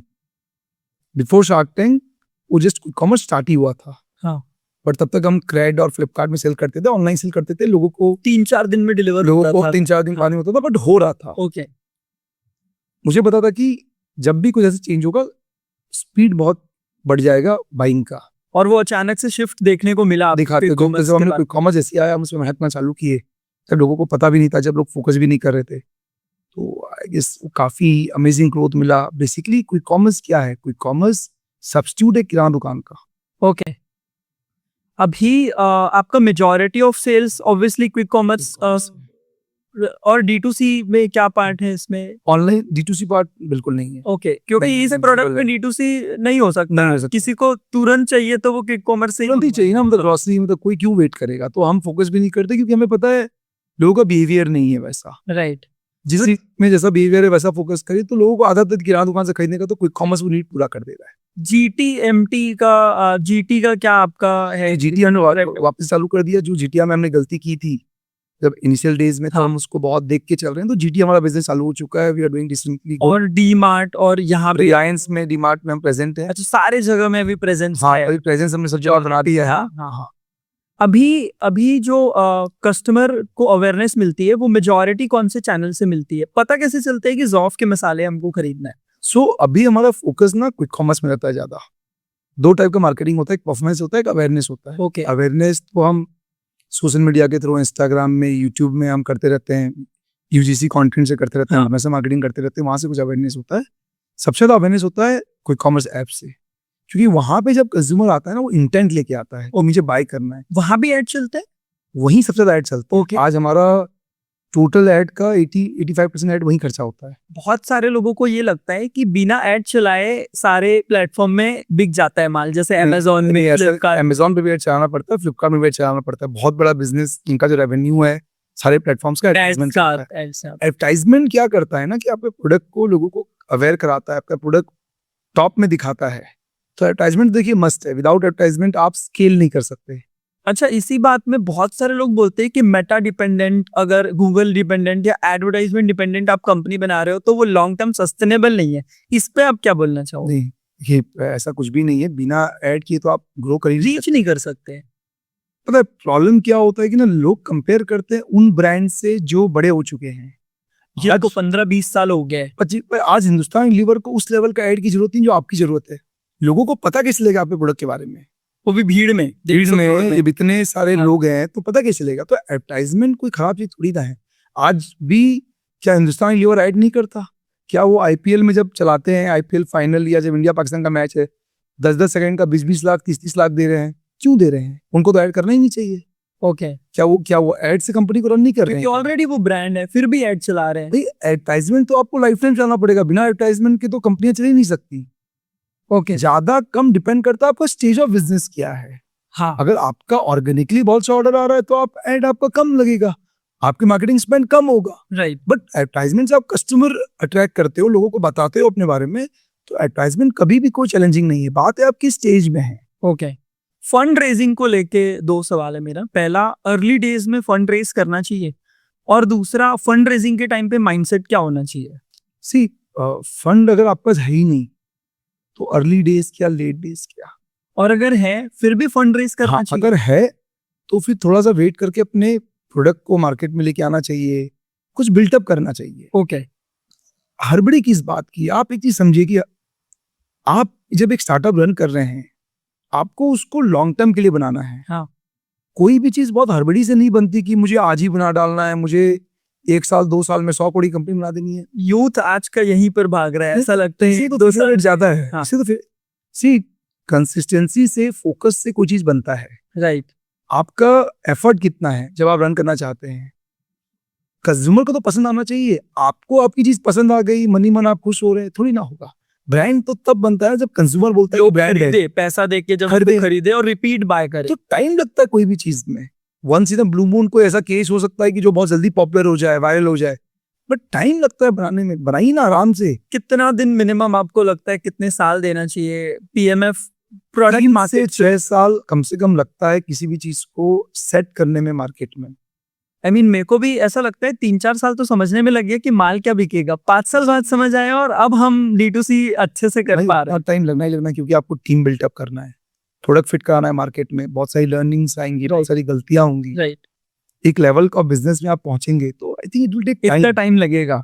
Business में फियर या लॉजिक क्या काम करता है? मतलब एक लाइन है, दीपेंद्र के एक पॉडकास्ट में सुना था कि हर रोज ये डर लगता है कि यार धंधा बंद तो नहीं हो जाएगा, 4 दिन बाद क्या होगा हमको नहीं पता।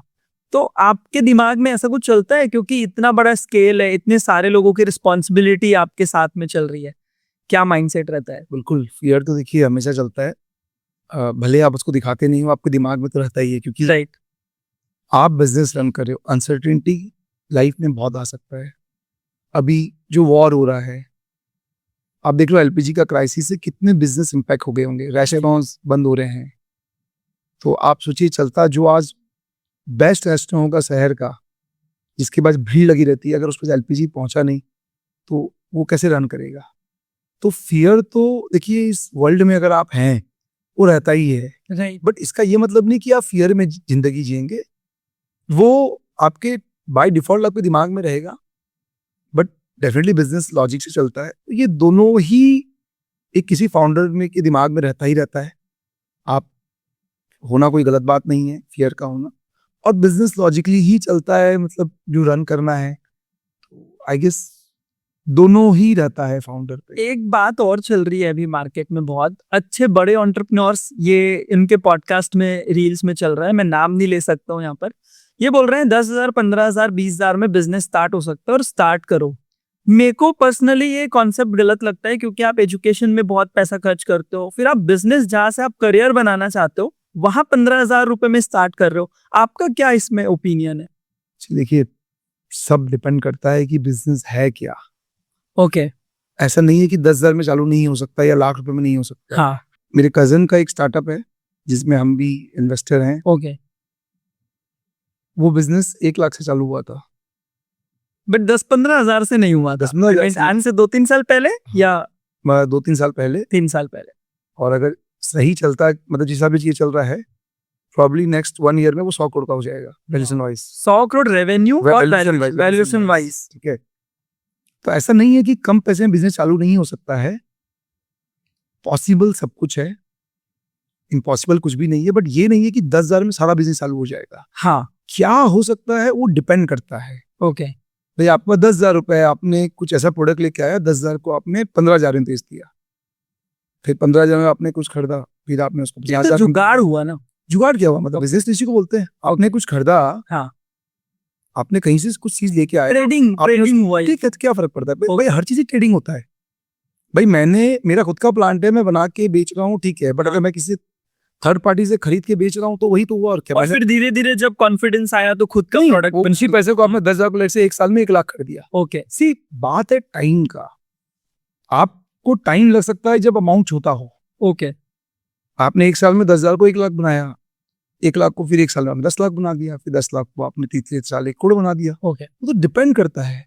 आपको क्रेडिट्स भी मिल जाते हैं। आज आपके पास लेट से 1 लाख रुपए है, आपने सामने वाले को 1 लाख रुपए दिया, आपको 5 लाख का मटेरियल मिल गया, 5 लाख को आपने सेल किया, फिर आपने कुछ पैसा अर्न किया, तो वैसा भी तो होता है। तो ऐसा नहीं है कि बन नहीं सकता या बन सकता है, डिपेंड करता है सिचुएशन के ऊपर, ओके, फाउंडर के ऊपर कितना मेहनत कर रहा है। हाँ, बट ना तो ये हर जगह लागू होगा हाँ, कि 10,000 सब जैसा बना लेंगे, बोलने वाली बातें हैं। हाँ।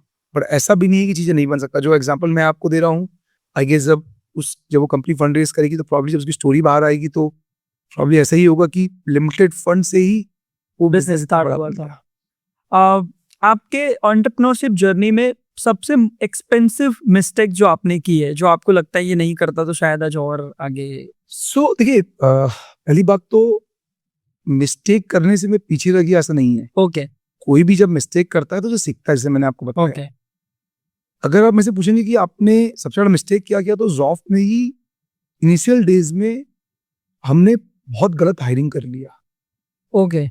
और वो सबसे बड़ा गलत हायरिंग, अगर आप थोड़ा सा और तो इसको elaborate- क्या हुआ कि जो भी बड़े कंपनी में जो लोग काम करके आते हैं, उनका माइंड जो रहता है, माइंडसेट, वो एक स्टार्टअप चलाने का नहीं रहता है। ओके। और उस समय हमने गलत वो। सो आप समझिए कि हमने बड़ी कंपनी से लोगों को ले लिया। हाँ वो उस बड़ी कंपनियों में हैवी मार्केटिंग बजट है, ऑर्गेनिक सेल्स है, उन्होंने सब देखा हुआ है, कंपनी सिस्टम प्रोसेस भी रन कर रही है, आपके यहाँ से कुछ भी नहीं। हाँ तो जब वो आपकी कंपनी में आता है तो वो आपसे वो हर कुछ कराने की कोशिश करता है जो उसने वहां किया हुआ है। ओके बट ना तो आपका प्रोडक्ट ऑर्गेनिकली बिक रहा है, हाँ ना आप उतना मार्केटिंग कर सकते, राइट। ना आप उतना हाई कॉस्ट के एम्प्लॉय रख सकते। हमने वो सब चीजें कर लिया अभी, जस्ट बिकॉज कि हमने रॉन्ग हायरिंग कर लिया। टॉप मैनेजमेंट हमने बहुत सीनियर ले लिया जो एक बड़ी कंपनी से आ रहे थे। ऐसा नहीं कि उनको नॉलेज नहीं होता है, दे आर गुड, बट शायद वो आपके लिए फिट नहीं है। जब आपके लिए वो फिट नहीं है तो फिर आप रन कैसे करेंगे। तो जब हमने पोस्ट कोविड, जब हमने पूरी टीम को लेट गो किया और हमने पिवट किया ऑफलाइन से ऑनलाइन, जब पूरी टीम को हटा अच्छा, दिया, मेजॉरिटी ऑफ टीम को आपने रिप्लेस कर को दिया। हटा दिया, जो भी तब वो बिजनेस मॉडल ही बंद कर दिया, ऑफलाइन का ऑनलाइन में फोकस किया, तो कंपनी ग्रो कर गया। ओके तो और एक और दूसरा मतलब, जब हायरिंग किया तो पूरा डिपेंडेंसी उन्हीं के ऊपर छोड़ दिया कि वही कंपनी को रन करेंगे। ओके तो रादर देन मैं आके मेहनत करूं बहुत ज्यादा, हाँ मैंने उन पे छोड़ दिया। तो यही है कि एक तो ऐसी हायरिंग नहीं करना चाहिए इनिशियल डेज में, प्लस आप ही को अपना बिल्टअप करना पड़ेगा, कोई दूसरा आपके लिए बिल्टअप नहीं करेगा। अगर आज किसी को टीयर 2 टीयर 3 से एक बिजनेस बनाना है तो उसको प्रोडक्ट में फोकस करना चाहिए या मार्केटिंग में? सबसे पहला चीज क्या होगा जिससे उसको धंधा स्टार्ट करना चाहिए? मार्केटिंग तो भाई प्रोडक्ट है, प्रोडक्ट का जैसे कि प्रोडक्ट को बताने के लिए मार्केटिंग करते हैं, हाँ तो मार्केटिंग तो बाद में आएगा। वैसे भी सबसे पहले हमेशा प्रोडक्ट, ओके। चाहे वो सर्विस हो चाहे एक्चुअल प्रोडक्ट हो, प्रोडक्ट सबसे पहले प्रोडक्ट बनाना मतलब है। जिस चीज को आप सेल करना चाहते हो, जिससे आपको रेवेन्यू आएगा। ओके आप कहीं भी हो, टीयर 2 हो, टीयर 3 हो, टीयर 1 हो, कहीं भी आप हो, आप जो प्रोडक्ट लेके आ रहे हो वो एक्चुअली में सॉल्व क्या कर रहा है। अच्छा, इसी पे सवाल है। जैसे लोग बोलते हैं कि सॉल्यूशन ओरिएंटेड प्रोडक्ट होना चाहिए। जैसे मैं जो प्रोडक्ट बेच रहा हूँ वो सॉल्यूशन ओरिएंटेड नहीं है, हम एग्जीक्यूशन गेम कर रहे हैं। ये प्रोडक्ट कंपैरिजन क्यों कर रहे हैं? मतलब आप जो प्रोडक्ट बेच रहे हैं, फॉर एग्जांपल आपका ये बैच है, हाँ ये फाउंडर पहन के चल रहा है, राइट। तो एक नीड है ना इसका कि भाई एक फाउंडर का पहने तो उसका लोगों को उसके ब्रांड दिख रहा है, वो अपना ब्रांड को कैरी कर रहा है, एक पर्पस है। तो ये सॉल्यूशन दे रहा हूँ मैं फाउंडर्स को Founder कि को आप दे रहे हैं। हाँ कोई भी प्रोडक्ट जब किसी का यूज केस आता है वो सॉल्यूशन ही है। ओके। तो जैसे मसाले में आपने क्या सॉल्व किया? अगर मैं मसाले घर पे यूज होता है, खाने में यूज होता है। हाँ हाँ हमने जो पैकेजिंग लॉन्च किया, हाँ पहले मसाले को लोग जो डब्बे फॉर्म में आता है उसको फ्रिज में रख देते थे, हमने बोला फ्रिज में नहीं जरूरत नहीं है, ओके। आप यूज करिए, जिप करके रख दीजिए, जिपर बैग में आता है आपका जिप सारा? पैकेट में आता है, हाँ, जिप करके रख zip दीजिए। पैकेट में। फिर हमने जो टेक्नोलॉजी ग्राइंड किया, हमने बताया कि ऑयल रिटेन हो जाता है और अच्छा प्रोडक्ट निकल के आता है। तो जो प्रोडक्ट है उसको बेहतर वे से मैंने लोगों तक पहुंचाया, बहुत सेम प्रोडक्ट को। बहुत छोटी छोटी चीजों में, जैसे आपने पैकेजिंग बोला, तो पहले जो पैकेट आते थे उसको हम कट करके रोल करके रबर लगा के रखते थे डब्बे में आ रहा है डब्बे में। हाँ तो यही तो है, आप सॉल्व क्या कर रहे हो। छोटा या बड़ा कुछ नहीं होता, हाँ बात है यूज केस, यूटिलिटी। लोगों को अच्छा लगा कि यार चलो ये अच्छा चीज है, मतलब हमें परेशानी नहीं होगी। प्लस मैंने बोला जो मैं ग्राइंड कर रहा हूँ टेक्नोलॉजी अच्छा है, हाई क्वालिटी प्रोडक्ट है मेरा, यही तो है, यही तो आपको सॉल्व करना है, यही तो सॉल्यूशन है। फाउंडर को आप क्या बोलना चाहोगे जो अपने ब्रांड, जैसे अमन है, अमन अपने ब्रांड को हमेशा वेयर करके चलते हैं, बहुत सारे फाउंडर है जो हमेशा पहन के चलते हैं, आप अपने ब्रांड को हमेशा पहन के चलते हो in terms of anything? T shirts, batches, कुछ भी आप लगा के? बैचेस में लगाता हूँ बहुत बार, ओके आपसे ही मिला है, बैचेस Okay. में बहुत बार लगाते रहता हूँ। ओके मौका मिलता है तो मैंने टी शर्ट भी पहना हुआ है लोगों का। तो जैसे मैंने बताया, मुझे अपने ब्रांड से बहुत प्यार है, हाँ और वो कहीं ना कहीं आपको दिख ही जाएगा। जो भी लोग मुझे इंटरेक्ट करते हैं या मेरे से बातें करते हैं। ऑब्सेशन रहना बहुत जरूरी है अगर ना आप ऑब्सेशन कर- के, तो- क्योंकि सी जब आप ऑब्सेशन आपके अंदर आ जाता है ना, तो आप वही मैसेज अब यूनिवर्स को देते हैं, ओके, और जब आप ये मैसेज यूनिवर्स को देते हो तो यूनिवर्स आपको वैसे ही रिप्लाई करता है। तो यूनिवर्स एनर्जी एक्सचेंज करता है आपके साथ हर Right. लेवल पे। राइट, तो ऑब्सेशन क्या एक एनर्जी है जो आप दे रहे हो। मतलब जब मैं आपसे बात कर रहा हूँ, अगर आपको दिख रहा है मेरे अंदर, तो डेफिनेटली मैं एक एनर्जी यूनिवर्स को दे रहा हूँ मैं, तो मुझे वही रिटर्न मिलता है। जो आप देते हो वही आपको मिलता है उसी फॉर्म पे। तो मुझे बहुत ज्यादा ऑब्सेशन है, मैं तो हमेशा कैरी करके चलता हूँ। फिजिकल नहीं हुआ बट मेंटली मेरे बातों में कहीं ना कहीं वो चीजें रहता है। एक पर्सनल लाइफ का सवाल है। जैसे मैं अनमैरिड हूँ अभी, तो मेरा majority of time print mind में जाता है। मॉर्निंग 9:30 से 11:30 12:30 तक ऑफिस में काम करने में जाता है। तो बहुत बार ये सवाल आता है कि पर्सनल लाइफ कैसे मैनेज होगी, क्योंकि आप मैरिड हो और आप ऑब्सेस्ड हो अपने ब्रांड से बड़ा करना है, टाइम कम टाइम पे बड़ा करना है। आप कैसे टाइम मैनेज करते हो?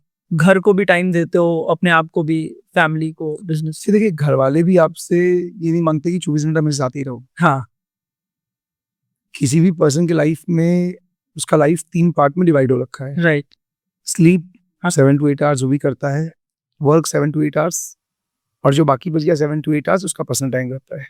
ओके, तो वो 7 to 8 आवर्स में आपकी फैमिली आपसे 2 घंटा 3 घंटा 1 घंटा ही डिमांड करती है। ओके, उनके लिए भी वही टाइम है।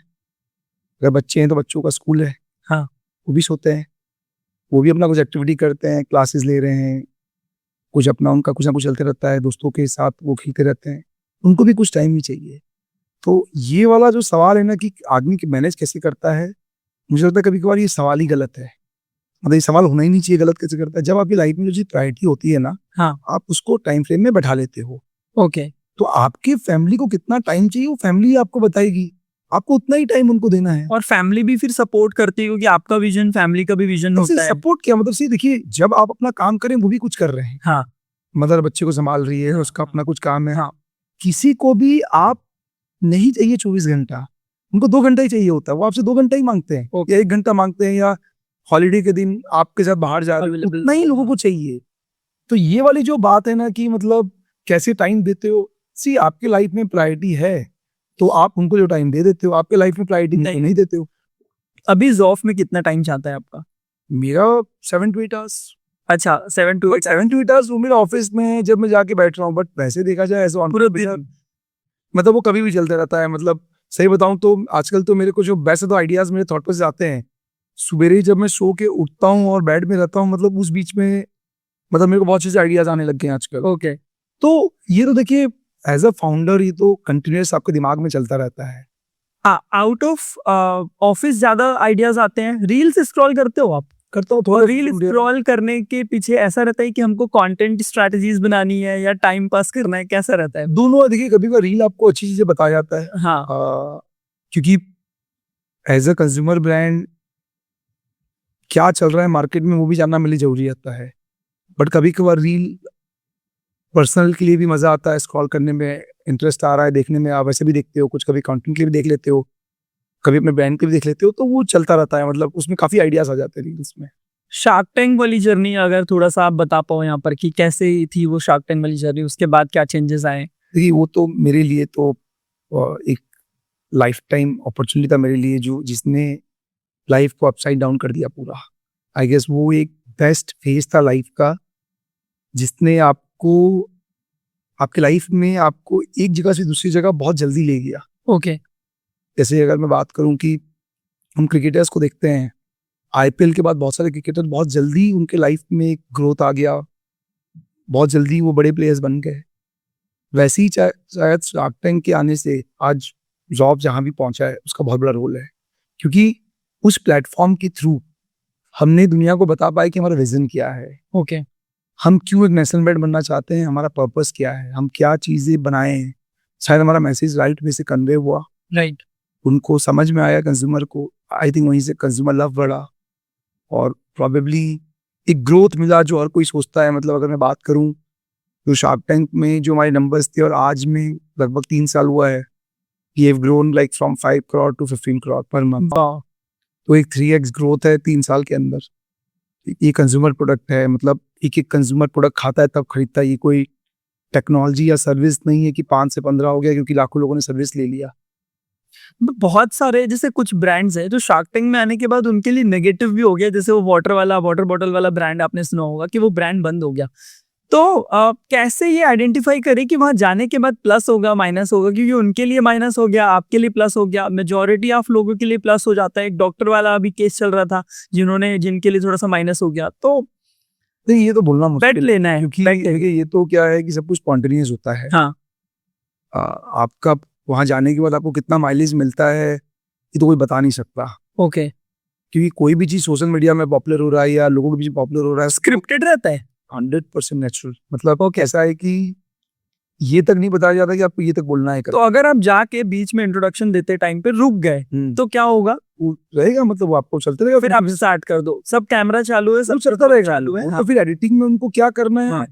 They will see. Okay, but ना तो आपको पता है कि शार्क साहब से क्या सवाल पूछेंगे, और अगर आप 5 मिनट का पॉज ले लिए तो क्या वो लोग बंद कर देंगे और बाहर कर देंगे कि नहीं? वो एक कुछ नहीं करेंगे, आप चलता रहेगा। फ्लो चलता रहेगा। हाँ ओके, बट स्क्रिप्टेड का मतलब ये होता है कि मैंने आपको सवाल बता दिया, आपको जवाब पता है। हाँ। जो मूवीज में देखते हैं, रियलिटी शोज में देखते हैं, यहाँ तो आप क्या बोलोगे उनको नहीं पता, वो क्या पूछेंगे आपको नहीं पता। मैंने अभी कहीं पढ़ा था कि शार्क्स को भी प्रेशर होता है कि हमको टीवी में ज्यादा आना है, तो क्वेश्चन वो लोग भी जानबूझ के ज्यादा पूछते हैं ताकि हम ज्यादा टीवी में कवर हो। Personal branding. देखिए, end of the day it's a reality show, right TRP के लिए थोड़ा सा उसके अंदर मसाला होना जरूरी है, राइट, लोगों को मजा आना जरूरी है। हो गए 5 सीजन के बाद जो कंज्यूमर देख रहा है उसको भी तो मजा आए ना, बोरिंग होगा तो, क्योंकि जो 1-1.5 घंटे का जो एक डिस्कशन होता है करीब 1 से 1.5 घंटे का, वो अगर पूरा कंज्यूमर को दिखाएं तो कंज्यूमर बोर हो जाएगा। ओके, जो व्यूअर है हाँ बोर हो जाएगा वो कि भाई पूरा जन क्या कर रहा है, तो वो वही दिखाते हैं जो जरूरी है और थोड़ा इंटरेस्टिंग है। बाकी हर एपिसोड में अलग अलग शार्क्स अलग अलग सवाल पूछते हैं, उनको भी नहीं पता क्या पूछते हैं, वो तो उस सिचुएशन में उनको जो सवाल आ गया वो पूछ दिए। तो आई थिंक उनके लिए भी एक चैलेंज रहता है कि भाई किस तरह का सवाल पूछे, वो भी उनको स्पॉन्टेनियस बनाना पड़ता है। तो it's a to and fro वाला शो जो पूरा ओरिजिनल है, मतलब स्पॉन्टेनियस है। प्रिपरेशन काम आती है, क्योंकि बहुत सारे फाउंडर से बात हुई, प्रिपेयर करके गए थे बट वो क्वेश्चन ही नहीं आया, तो क्या प्रिपरेशन काम आती है कि बस आप सब पढ़ के चले जो आपको लाइफ में हमेशा करना चाहिए। ओके, प्रिपरेशन करना कोई गलत बात नहीं है, हाँ आपको बिल्कुल करना चाहिए। हाँ। बट हाँ, जब आप प्रिपेयर कर रहे हैं, जैसे वहां बार बार बोलते हैं कि आपको अपनी कंपनी का फाइनेंस पता होना चाहिए। ओके वो आपसे कुछ भी पूछे, आपको नहीं पता तो फिर आप पे क्या कॉन्फिडेंस आएगा उनको। ओके। तो आपको पीछे तरह प्रिपरेशन करना इज अ गुड थिंग, मतलब अच्छा करके जाना चाहिए। फाउंडर्स आजकल जो पर्सनल ब्रांडिंग में फोकस कर रहे हैं, आप उसके बारे में क्या बोलना चाहोगे?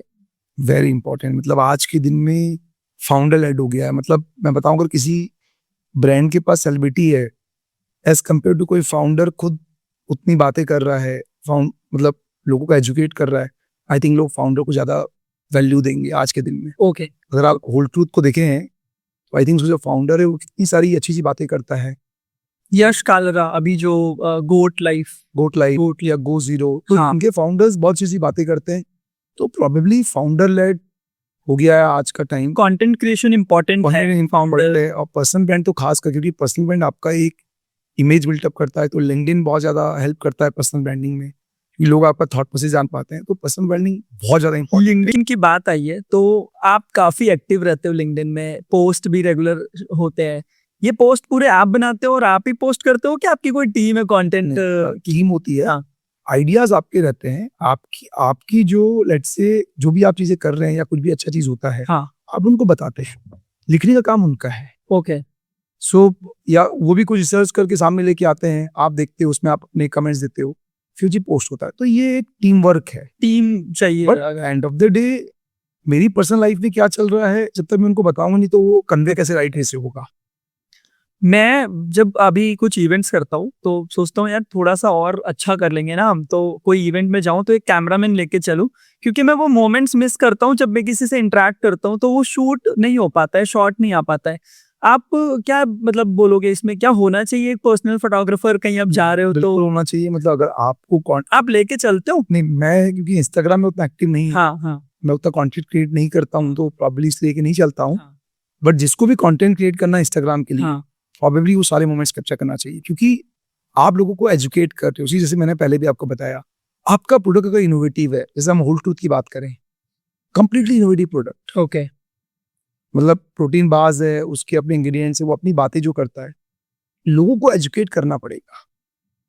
ओके आप जब तक एजुकेट नहीं करेंगे, भाई मसाले टाइप हर किसी को प्रोटीन के बारे में पता नहीं, लोगों की अलग अलग मिथ्स है प्रोटीन को लेके, किसी को प्रोटीन पाउडर के बारे में मिथ्स है, किसी को प्रोटीन को लेके ही है। तो कहीं ना कहीं प्रोटीन के बारे में लोगों को पता नहीं है, तो उसको एजुकेट करने की जरूरत है।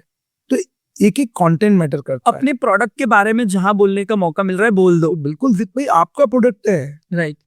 भाई, जैसे मैंने फिर बताया आपको, अगर आपको ही ऑब्सेशन नहीं है, सी तो टी शर्ट में लोगो लिख लेना, बैच पहन लेना, लोगों को दिखा देना देखो मैं कैरी करके चल रहा हूँ, उसको ऑब्सेशन नहीं बोलते हैं। हाँ वो ठीक है, वो आप आउटर वर्ल्ड को दिखा रहे हो, चलो आप इस ब्रांड से हो या जो भी हो। हाँ। ऑब्सेशन तो आपकी बातों में आना चाहिए, आपकी सोच में आना चाहिए, झलकना चाहिए कि यार ऑब्सेशन है।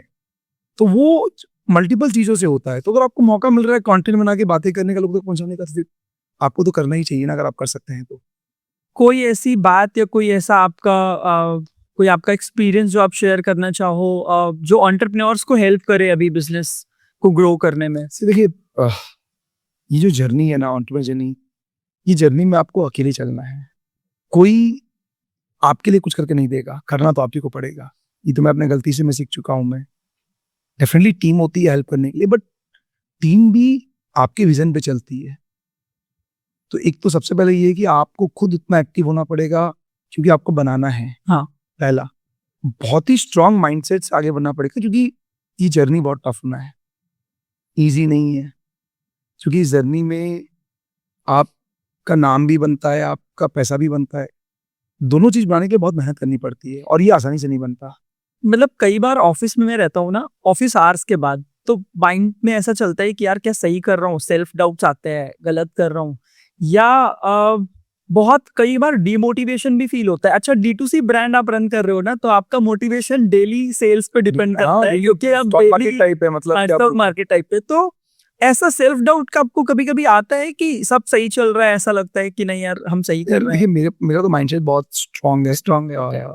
सेल्फ डाउट आने से भी, जैसे मैं स्ट्रांग माइंडसेट बताया, उसी का ही है। हाँ थॉट प्रोसेस कुछ भी आ सकता है, हाँ किसी को कुछ भी आ सकता हाँ। है, बट आप कितने स्ट्रांग है, उससे आप उस चीज को हैंडल कर सकते हैं। आपके अंदर सेल्फ डाउट आया, बट आपको पता है कि नहीं, जो मैं कर रहा हूँ मैं क्लियर, मुझे ही करना है, कितने भी अप्स डाउन आ जाए मैं पीछे नहीं हटूंगा। हाँ मेरा तरीका गलत होगा, मैं तरीका बदल लूंगा। हाँ। तो आपके सेल्फ डाउट चले जाएगा, आएगा और चला जाएगा। आना गलत बात नहीं है, बट अगर आप एक चीज में आ चुके हो और आपको बिल्टअप करना है, तो फिर आपको स्ट्रांग खड़े रहना पड़ेगा। आपको आप ये सब, क्योंकि ये सब हर दिन आएंगे, कभी सेल डाउन हो गया, कभी कुछ और प्रॉब्लम हो गया, कभी कस्टमर कंप्लेन आ गया, कभी टीम छोड़ के चली गई। ये चलता रहेगा, पार्ट ऑफ एंटरप्रेन्योरशिप जर्नी है। हाँ। एक टफेस्ट जर्नी में एंटर करने वाले हो। ओके। ये जर्नी आसान नहीं है, और ये जर्नी उनके लिए है जो स्ट्रांग है, जो इंटरनली स्ट्रांग है, जो हार्डवर्क करने को तैयार है। आप वीक हो, आपके लिए जर्नी बिल्कुल नहीं है। क्योंकि मुझे नहीं पता किसी को भी पूरे लाइफ में, एंटरप्रेन्योर जर्नी में किसी का लाइफ बहुत स्ट्रेट फॉरवर्ड रहा है, बिना अप डाउन के तो रहा ही नहीं है। राइट। अगर रायपुर से आज किसी को FMCG या कंज्यूमर ब्रांड में फूड रिलेटेड कोई स्टार्टअप करना है, आप क्या बोलना चाहोगे? बहुत स्कोप है। फूड तो इंडिया में किसी भी स्टेज में कोई भी चालू कर सकता है, क्योंकि पॉपुलेशन देखिए इंडिया का। जो भी आप फूड प्रोडक्ट में, क्योंकि रेंज बहुत बड़ा है, या कंज्यूमर प्रोडक्ट में रीच करना चाहते हैं, आप ये देखिए कि कंज्यूमर को कैसे पसंद आएगा, क्या करने से पसंद आएगा, कंज्यूमर का नीड क्या है। क्योंकि हर एज ग्रुप का बिहेवियर अलग है, और आज के दिन तो 5-5 साल में जनरेशन चेंज हो रहा है। आप समझिए कि नीड क्या है और प्रोडक्ट निकालिए, क्योंकि मार्केट में जगह है। हाँ। आपको अपनी जगह बनानी है। वो जगह कैसे बनेगा, वो तो जो रन कर रहा है वो समझेगा कि बनाना के साथ में जर्नी टाइम के साथ, उसका मार्केटिंग स्ट्रेटेजी से, प्रोडक्ट स्ट्रेटेजी से। बट इमेंस पोटेंशियल है, खासकर छत्तीसगढ़ ऐसा स्टेट जहाँ पे तो बहुत लिमिटेड ब्रांड है। मुझे नहीं पता कि आज के दिन में कोई भी छत्तीसगढ़ में कोई भी कंज्यूमर प्रोडक्ट इंडिया लेवल पे पॉपुलर है, मुझे लगता नहीं। तो बहुत ज्यादा पोटेंशियल है, हार्डली कोई ब्रांड है जो छत्तीसगढ़ से और पॉपुलर है। ओके। आज क्योंकि आज से 8 साल पहले एक्सेसिबिलिटी लिमिटेड थी, आज क्विक कॉमर्स अभी है। आज आप क्या चीज करते जो शायद आपको और ज्यादा मल्टीपल एक्स में ग्रो? देखिए, अगर मैं स्पाइसी स्टार्ट करता, प्रॉब्ली जो चीज आ चुका है उसे कुछ डिफरेंट बना करने की कोशिश करता। क्योंकि जैसे हमने आज से 8 साल पहले जिपलॉक इंट्रोड्यूस किया, हाँ, तो प्रॉब्ली कुछ और रिसर्च करके निकालने की कोशिश करता। नॉट प्रोडक्ट में नहीं करते, पैकेजिंग में या दूसरी चीजों में पैकेजिंग हो कोई भी हाँ। मतलब सी जब आप रिसर्च करने बैठते हो न्यू प्रोडक्ट के बारे में ना, तो आप बहुत सारी चीज सोचते हो। हाँ। क्योंकि मैंने अब उस टाइम सोच लिया ना, मेरे लिए टफ हो जाएगा आज के दिन में कुछ भी नए तरीके से सोचना, क्योंकि मेरा ब्रेन वैसा काम नहीं करेगा। इसीलिए आप देखना कि जितने भी ट्रेडिशनल प्लेयर है वो बहुत जल्दी चेंज नहीं कर पाते चीजों को। तो मुझे जो चेंज करना था ना, मैंने वो चेंज कर दिया। अब एकदम कोई मुझे बोलेगा स्पाइसेस में एकदम और क्या चेंज कर दोगे, तो शायद मुझे वो सोच नहीं भी आएगा, क्योंकि मैं अभी डिफरेंट लेवल में सोच रहा हूँ। मैं अभी sales, marketing, right. Different platform में पहुंचना, मैं वहां सोच रहा हूँ जो मेरे पास है, क्योंकि मेरे को वहां से सक्सेस मिल चुका है। But as a new founder probably मैं कुछ और बनाने की सोचता, कहीं और डिफरेंट वे से सेल करने की सोचता। जैसे हमने कोई कॉमर्स में सेल किया, या हम खड़े मसाले हम सेल कर रहे हैं, कुछ मैं डिफरेंट कैटेगरी बना के सोचता। मे बी इंटरनेशनल कुजिन और स्पाइसेस बना देता। ओके। तो आई डोंट नो क्या करता, क्योंकि अब मैं वो चीज सोचता नहीं हूँ। हाँ। बट डेफिनेटली जो मार्केट में आ चुका है उससे कुछ अलग करता, क्योंकि अगर मैं सेम लेके जाता तो शायद मुझे वो वैल्यू नहीं मिलता, या मैं उस लेवल पे स्केल नहीं कर पाता।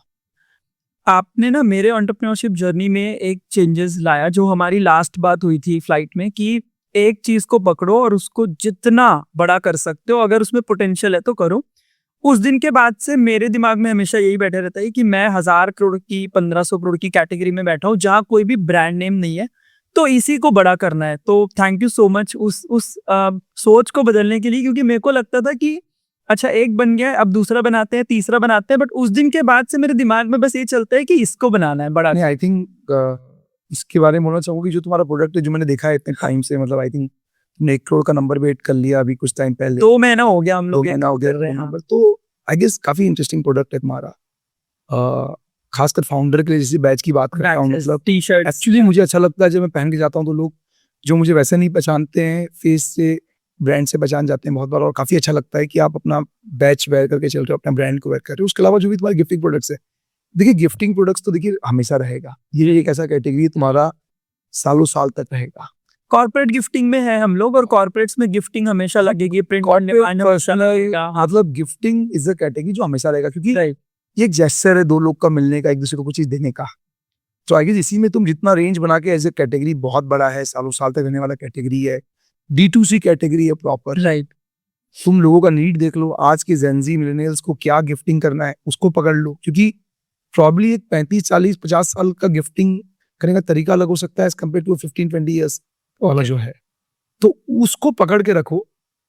सारे एज ग्रुप के लिए गिफ्टिंग रेंज होना चाहिए, और उस रेंज को बढ़ाते जाओ, क्योंकि गिफ्टिंग पर्पस सालों में मल्टीपल टाइम्स आते हैं, अलग अलग फेस्टिवल है, अलग अलग ओकेजन्स है। तो तुम्हारे पास हर ओकेजन्स के लिए प्रोडक्ट होना चाहिए, ताकि जिसको गिफ्टिंग लेना है एक 1 पॉइंट सोल्यूशन बन सकते हो। आज D2C कर रहे हो, प्रोबेबली कल इसको ओमनी चैनल से अगर तुम करना चाहो तो you can have your own store, जहाँ पे हर शहर में तुम्हारा गिफ्टिंग स्टोर हो सकता है। हाँ। वहां पे कुछ आइटम्स हो सकते हैं, रुक जाए। हाँ। मतलब अगर मैं बैठे बैठे एक आइडिया आ रहा है, मैं तुम्हें बता सकता हूँ कि अगर ओमनी चैनल वैसे तुम आगे जा रहे हो, तो लोग आए, ऑर्डर करके वहां पे स्क्रीन पे ही ऑर्डर करें, कस्टमाइज करें, उनको 2 दिन में सामान तुमने भेज दिया, जैसे ऑनलाइन भेजते हो। ओके। सो ऐसे तुम 100 सिटीज में एक्सपेंसिव स्टोर डाल सकते हो, right. Different range of gifting product रख सकते हो, उनको डिस्प्ले हो जाएगा। क्योंकि गिफ्टिंग प्रोडक्ट भी ऐसा है कि एकदम इमरजेंसी में चाहिए नहीं होता है। हाँ। चाहिए आप आराम से कभी ऑर्डर भी कर सकते हो। थॉटफुल आदमी टाइम लेता है, तो तुम्हारे लिए एक ओमनी चैनल का बहुत अच्छा बिजनेस डेवलप हो सकता है, जहाँ पे तुम डिफरेंट स्टोर्स खोल सकते हो, छोटे छोटे स्टोर्स, और सबको टेक्नोलॉजी बेस्ड बना सकते हो। वहाँ पे बहुत मैन पावर की भी जरूरत नहीं है, सब AI बेस्ड चीजें बना सकते हो। तो आई गेस अमेजिंग रेंज है, अच्छा कर रहे हो तुम, जितना मुझे पता है, आगे बढ़ते रहो। मैं आपको एक चीज दिखाता हूँ अभी, जो हमने रिसेंटली अभी किया है। जैसे आपने बोला पैकेजिंग में आपने इनोवेशन किया है, जिपर में, तो हमने अभी मैग्नेटिक बैच के बॉक्सेस में इनोवेशन किया है। इसमें हम फाउंडर्स को फीचर कर रहे हैं कि जो हसलर है, जो लोग बना रहे हैं, जो दिन रात लगे हुए हैं, तो हमने ये बॉक्स बनाया है। हर महीने इस बॉक्स में 20 से 25 फाउंडर को फीचर कर रहे हैं, और ये बॉक्सेस 3-4 हजार पीस हर महीने बन रहे हैं, जो कस्टमर को अलग अलग सिटीज में जाएंगे। अगर आप पीछे पलटाएंगे तो इसमें कुछ सिटीज को भी हमने डाला हुआ है, जहां से हमारी मेजोरिटी ऑफ सेल्स ड्राइव होती है। तो आई मीन मेरे को ऐसा लगता है कि ये एग्जीक्यूशन भी एक बहुत बड़ा प्ले है ना पूरे एंटरप्रेन्योरशिप में। काफी थॉटफुल प्रोसेस है ये। सी मतलब जिसके बाद जाएगा उसको भी अच्छा लगेगा। तो आई थिंक गुड आइडिया। छोटी छोटी मार्केटिंग की चीजें होती हैं, आई थिंक, जो आपके ब्रांड को बड़ा बना। और इन्हीं चीज से शायद ब्रांड बन सकता है, लोगों को अवेयरनेस हो सकती है कि कुछ नया कर रहे हो। डेफिनेटली, मतलब I guess amazing thought process. लोगों को अच्छा लगेगा, मतलब जिनके पास जाएगा दिल feel good. Thank you so much Akash podcast में हमारे साथ ज्वाइन करने के लिए। ये एपिसोड को सुन के मुझे लगता है बहुत सारे लोगों को एक नई दिशा मिलेगी, जो कुछ करना चाह रहे हैं, जो कुछ स्टार्ट करना चाह रहे हैं। Thank you Thank you so much. Thank you. गया था ना, जयपुर में था, वहाँ पर 12-15 फाउंडर लोग को दिया अलग लेवल पे, मतलब नहीं तो शायद वो कटेगा, मतलब कट के सही बन जाएगा, ऐसा लग रहा है। नहीं बनेगा, जो तो यार खुद का डायरेक्ट होना चाहिए, मतलब बार-बार फाउंडर को फीचर कर रहे हैं और ये बॉक्सेस 3-4 हज़ार पीस हर महीने बन रहे हैं जो कस्टमर को अलग अलग सिटीज में जाएंगे। अगर आप पीछे पलटाएंगे तो इसमें कुछ सिटीज को भी हमने डाला हुआ है जहाँ से हमारी मेजोरिटी ऑफ सेल्स ड्राइव हो रही है।